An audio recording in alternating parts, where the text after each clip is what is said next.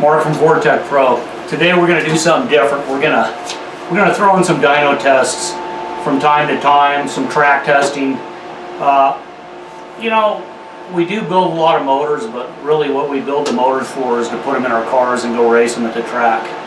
I mean, that's what this is all about for us. And this is going to be a little dyno test of a 467 we built for a friend of ours in Italy. And we just wanted to share it with you. What we have today is a 467-inch big block Chevy, 2-bolt block. We took a factory steel 454 crank and cut the counterweights down on it. And we put a ball piston in it. The compression is between 11.5 and 12. I didn't check it to be exact.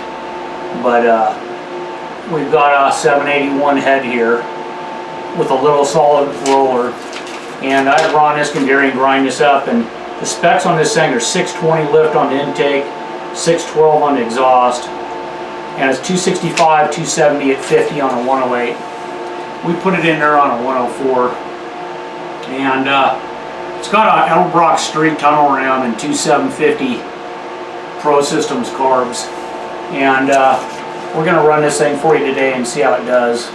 We're going to see if cutting cranks down and porting oval port heads pay off.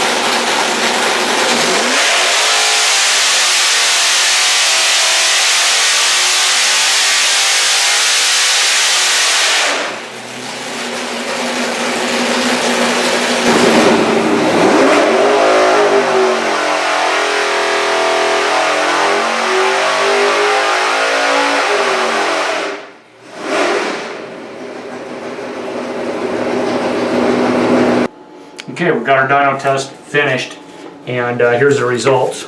Here's the corrected torque column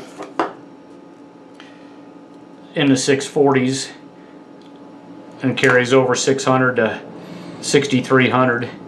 And then our horsepower column, corrected horsepower column, 729 peak, over 700 at 5,900.